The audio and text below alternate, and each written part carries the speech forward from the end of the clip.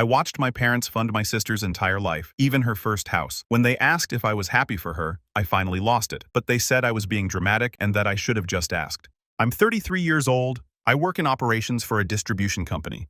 Nothing glamorous, but it pays well, and I'm good at it. I've been there for 8 years, worked my way up from a floor associate to operations coordinator.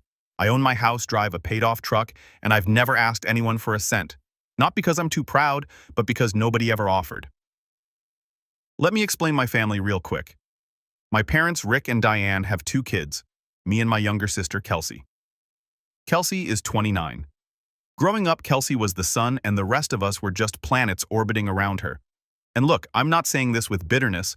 I used to be bitter about it for years. But at some point, you either make peace with it or you let it eat you. And I chose to make peace. Or I thought I did. Kelsey was smart. She was straight A's, honor roll, played violin, did speech and debate, volunteered at the animal shelter, the full golden child resume. My parents put her in private music lessons starting in 3rd grade. They drove her to debate tournaments 3 states away. They paid for SAT prep courses, college application coaches, and a private college that cost about $42,000 a year. They took out loans. They refinanced the house. For Kelsey and me, I was fine. That's what they always said. Nate's fine. Nate does not need anything. Nate handles himself, which was true technically. I was a B student, played baseball in high school. Pretty good. Not great. I worked at a hardware store after school from the time I was 15. Bought my own car at 17. Paid for community college myself. Transferred to state school. Graduated with minimal debt because I worked full-time while taking classes. Nobody drove me to tournaments. Nobody hired me a coach. Nobody refinanced anything. And I was fine. I want to be careful here because I do not want to make it sound like my parents were terrible. They were not. Or they showed up to my games sometimes. They said they were proud sometimes. My dad taught me to change oil and fix a running toilet. My mom helped me move into my first apartment. They're not monsters. They just have a clear, undeniable, mathematically provable favorite. And it's not me. Quick example that still bugs me. When Kelsey graduated from her private college, my parents threw a party, rented out a restaurant, invited 60 people, custom cake. My mom made a slideshow. When I graduated from state school, summa cum laude by the way, which they never mention, my dad shook my hand and said, "Good job, bud." That was it. No party, no slideshow. Good job, bud. I could give you 50 more examples. The time Kelsey wanted to study abroad in Italy, and my parents found a way to make it happen. $7,000 they did not have.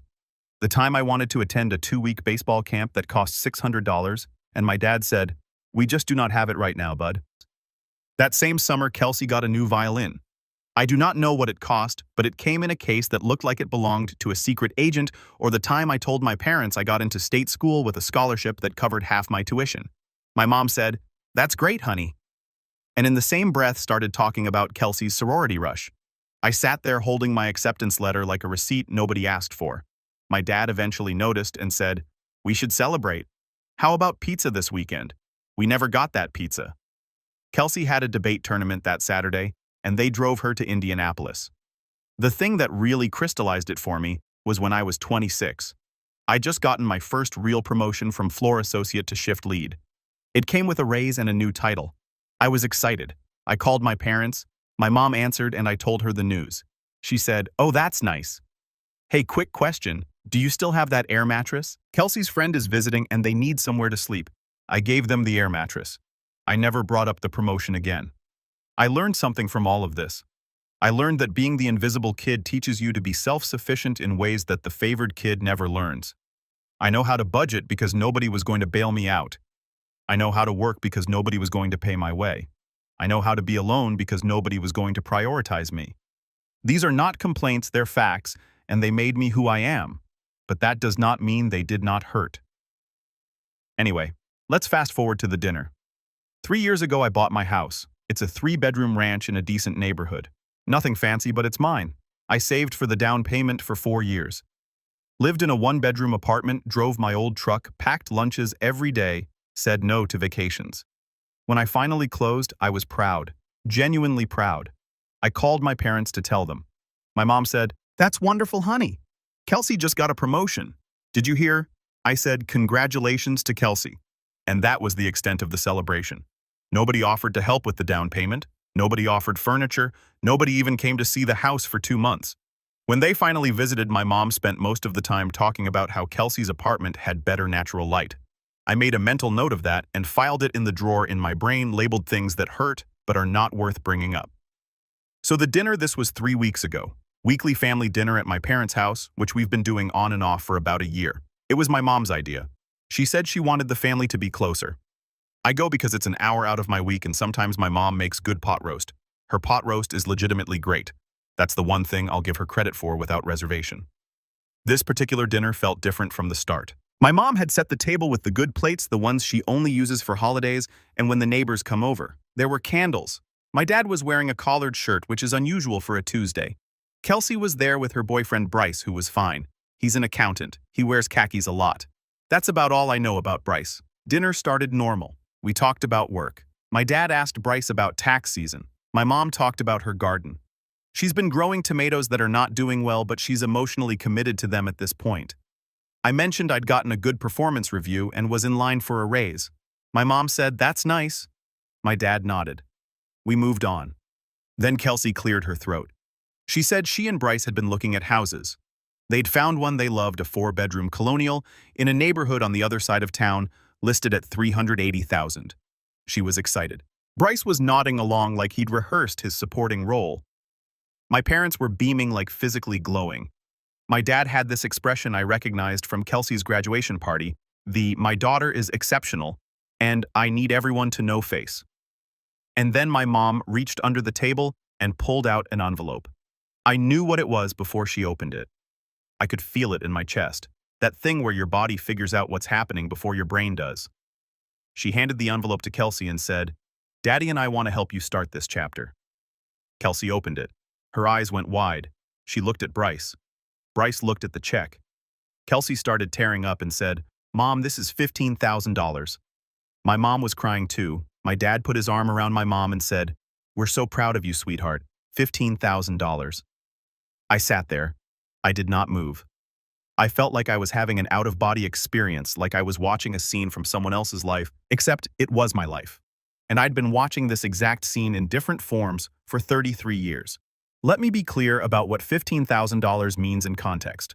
3 years ago, I scraped together $22,000 for my down payment. 4 years of saving packed lunches, skipped trips, drove a truck with 200,000 Yaras on it. And my parents did not offer a single dollar. Not even "we'd love to help, but we cannot." Nothing. It was not a conversation that happened. I bought my house entirely alone. And now Kelsey, who makes good money, whose boyfriend is an accountant, who has had every advantage handed to her since kindergarten, gets 15 grand because she found a house she loved. I watched this whole scene unfold from my chair, and something happened in my body that I can only describe as a pressure valve failing. You know how in old buildings there's a pipe somewhere that's been holding pressure for years, and everyone just assumes it's fine because it's never leaked? That pipe was me. And the $15,000 check was the thing that finally cracked the seal. It was not even about the money. I need to be clear about that. If my parents had given me 15 grand when I bought my house, and then given Kelsey 15 grand, now I'd have been thrilled, equal treatment, fair, done. But that's not what happened. What happened is, they watched me struggle for 4 years to save a down payment, said nothing, did nothing, and then turned around and handed my sister a check with tears of joy like they were awarding her the Nobel Prize in being their favorite. I do not know how long I sat there silently. It felt like 5 minutes. It was probably 30 seconds. Kelsey was hugging my mom. Bryce was shaking my dad's hand. My mom was wiping her eyes. And nobody looked at me. Not once.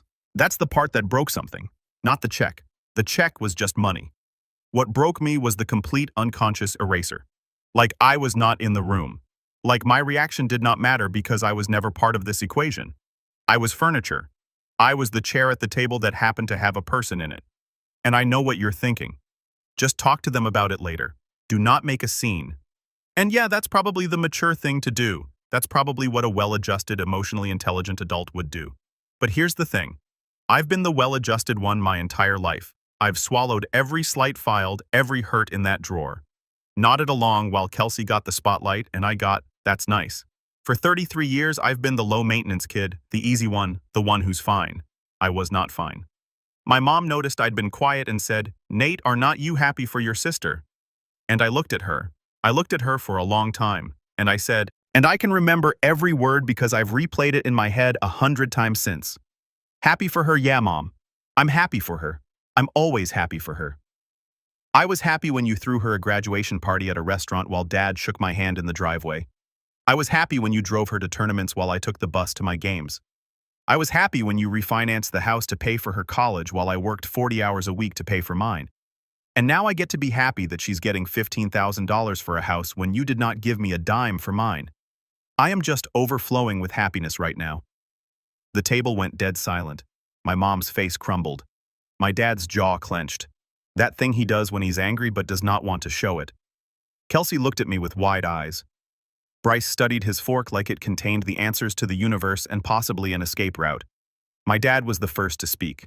He said, "Nate, do not do this. Not tonight. This is Kelsey's moment." I said, "It's always Kelsey's moment, Dad. That's the whole problem." The room kind of froze. You know that feeling when everyone in a room holds their breath at the same time? That's what happened. Even Bryce, who normally has the emotional range of a filing cabinet, looked like he wanted to be literally anywhere else. I could hear the clock ticking on the wall above the kitchen sink. I could hear my mom's cat Gerald scratching at the back door. Yes, they have a cat named Gerald. Kelsey named him. They thought it was adorable. My mom started crying, full crying. She said, "I do not understand where this is coming from. We've always treated you both the same." And I laughed. I actually laughed.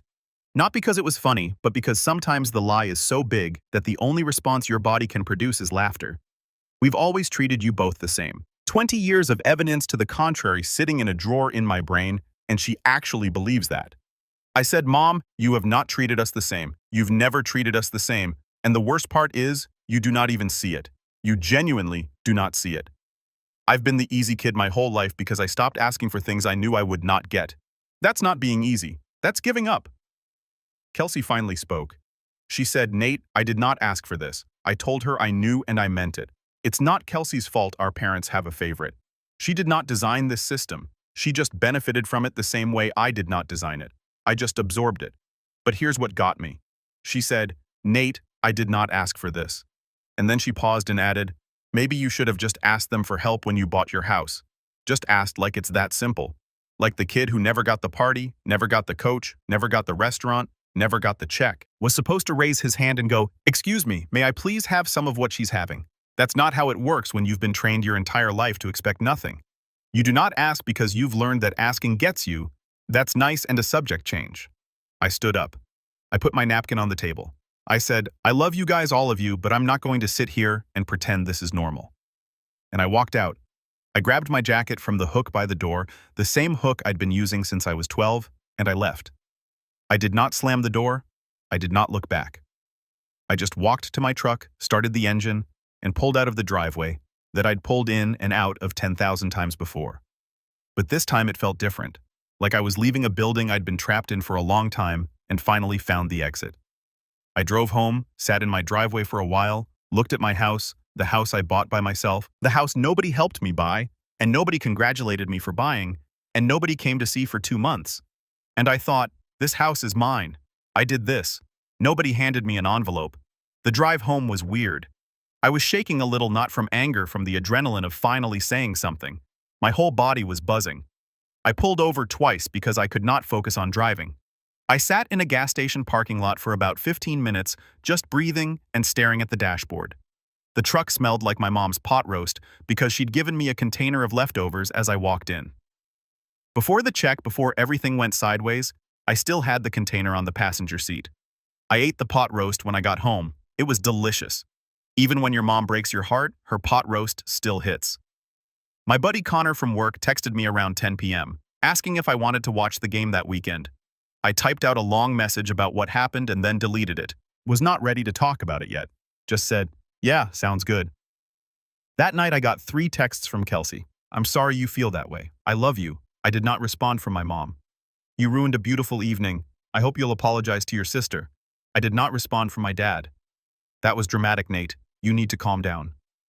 I did not respond. I stared at those 3 texts for a long time. Read them over and over. I even screenshotted them and sent them to my buddy Connor the next day with no context. He called me immediately and said, "What happened?" I told him, He said, "Dude, your mom told you to apologize to your sister for being upset that they gave your sister money they never gave you." I said, "Yeah." He was quiet for about 5 seconds and then said, "I'd have flipped the table." I told him I considered it, but the table was too heavy. It was not. I just did not want to ruin the pot roast. Priorities, 3 texts. And in 3 texts, they told me everything I needed to know. Kelsey's sorry I feel that way. Not sorry for the disparity. My mom thinks I ruined things. Not that the situation was unfair. My dad thinks I'm being dramatic after 33 years of being the least dramatic person in the family. I went about a week without talking to any of them. It was the longest I'd gone without contact since I moved out at 20. And it was quiet. Not peaceful quiet, more like the quiet after an argument where nobody knows who's supposed to call first. I went to work. I came home. I made dinner. I watched TV. I mowed the lawn on Saturday morning because that's what I do on Saturdays. I lived my normal life while my family was apparently imploding behind the scenes. I found out later from Aunt Patty that the week after the dinner was chaos on their end. My mom was crying daily. My dad was processing by retreating into the garage and working on projects. He's building a set of bookshelves for the den. Has been building them for 3 years. They'll probably never be finished. Kelsey had gone quiet too. Bryce apparently told his parents about what happened at the dinner, and his mom said, "That's exactly why I told you to always carry your own financial weight in a relationship." Bryce did not relay this comment to Kelsey. During that week, my mom's sister Patty called me. She said my mom was devastated and could not understand why I was upset. I told Aunt Patty the story, all of it. The graduation party versus the handshake, the college payment versus working full-time, the house check versus nothing. Aunt Patty was quiet for a long time. And then she said, "Nate, I've been watching this for years, and I've been wanting to say something, but it was not my place." She told me she was proud of me. She also said something that stuck. "Your parents love you, but they admire Kelsey, and they've confused the two." That hit me like a truck. Admire versus love. 2 different things that most people confuse. They love me because I'm their son, but they admire Kelsey. They see themselves in her. They're impressed by her. They invest in her because she reflects well on them. I'm not a reflection, I'm just there. Reliable, low maintenance. Fine. She just explained 33 years of favoritism in 1 sentence. And the thing is, she's been watching it happen the whole time. Everybody saw it, the neighbors saw it, the extended family saw it. The only people who did not see it were Rick and Diane.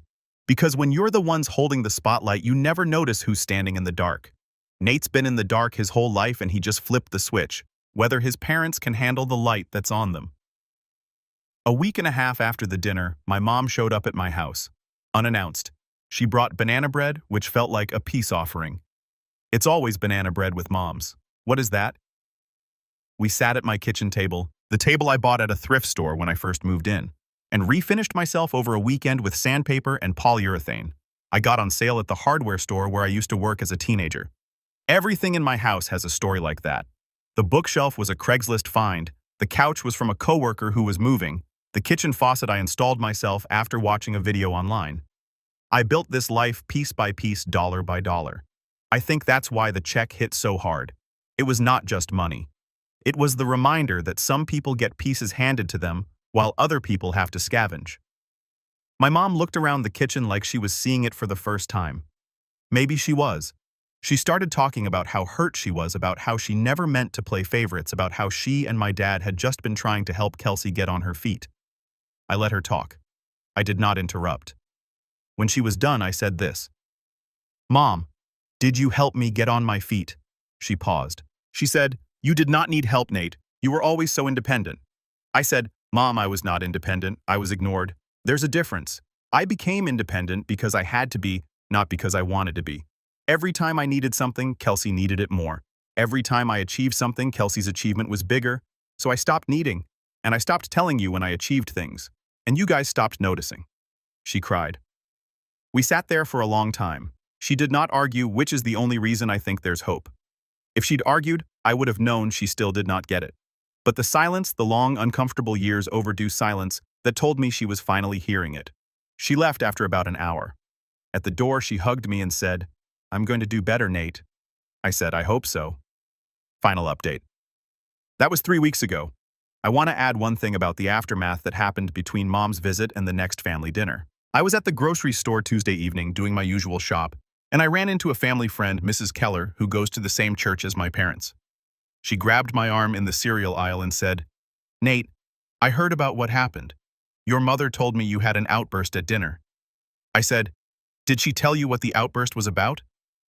Mrs. Keller paused. She said you were upset about a gift. I said she gave Kelsey $15,000 for a house after giving me nothing when I bought mine. Mrs. Keller's face changed. She said, "Oh." Then she said, "Oh, Nate." And she hugged me in the cereal aisle. I was not expecting that. It was the first time an adult in my parents' circle had acknowledged what I'd been feeling. In a grocery store next to the Cheerios. Life is weird sometimes. We've had one family dinner since. It was awkward. Nobody mentioned the check, the house, or the dinner. Kelsey and I made small talk about a show we both watch. Bryce talked about taxes. My dad asked about my truck. It felt like a first date between people who've known each other for 3 decades. But there were small things. My mom asked about my raise. She asked how the house was doing if I needed help with anything. She asked about my vegetable garden, which I'd mentioned once in passing months ago, and did not think she'd registered. She remembered, or she's trying to remember now. Either way, it's something. She also offered to bring over some of her tomato plants, the ones from her garden that are not doing well. I said, "Sure, we're going to have bad tomatoes together. It's not a rented restaurant or a custom cake, but it's a start." And for the first time in 33 years, it feels like she's trying to see me. Not just love me from a distance, but actually see me. I'll take bad tomatoes over invisibility any day of the week. Oh, one random thing. Bryce sent me a text last week. Just him, not from Kelsey. It said, "Hey Nate, just wanted to say, I respect what you did. That took guts. I did not expect that from Bryce. Told you the accountant is full of surprises. Kelsey and I have not talked about it privately. I think she's processing. I do not blame her. Finding out you're the favorite is not as easy as it sounds. It comes with its own guilt. I think she's a good person who grew up in a system that was not fair and did not know it was not fair until someone said it out loud. I do not hate her. I never did. I hated the disparity. And now that it's been named, maybe it can start to change." My dad and I had a separate conversation about a week after Mom's visit. He came by under the pretense of checking my furnace filter. He does that sometimes, dad stuff. We stood in the basement and he said, "Your mom told me what you said about feeling ignored." I said, "Yeah." He was quiet for a while, fiddled with the filter. Then he said, "I did not know it was that bad, Nate. I thought you were always so..." He trailed off. I said, "I was always so what?" He said, "You were always so okay with everything." And I said, "Dad, I was not okay. I just stopped telling you." That one landed. I could see it. He did not say anything else about it. He put the new filter in, checked the water heater, and said the house was in good shape. Then, as he was leaving, he stopped at the door and said, "For what it's worth, your house is better than anything I could have built at your age. You did good, Nate." He did not say Bud. He said Nate. Small things, big things. I still have my house, still have my truck, still packing lunches most days. Old habits, still nobody's favorite. But I'm not fine anymore. I'm honest. And honestly, that feels better. I spent 33 years being the easy kid, and all it got me was invisibility. Being the honest kid is harder. It's messier. People cry at dinner tables and send you disappointed text messages, but at least they see you. And being seen even when it's uncomfortable, that's better than being fine. I've been spending more time on the house lately. Fixed a squeaky step on the front porch last weekend. Put up a new mailbox, one of those nice cast aluminum ones. Planted some hosta along the walkway because my coworker said they're impossible to kill, which sounded like my kind of plant. Every improvement I make, I think I did this. Nobody funded this. Nobody handed me an envelope, and it's mine. Kelsey and Bryce are still house hunting, by the way. I hope they find something good. I mean that. Having your own place changes something in you, even if you had to fight for it. Especially if you had to fight for it. Would you have said something at the dinner, or would you have pulled your parents aside privately? Part of me wonders if I should have waited. But honestly, Thursday was the night. No, it was a Tuesday. It was a Tuesday, and 33 years of waiting was enough.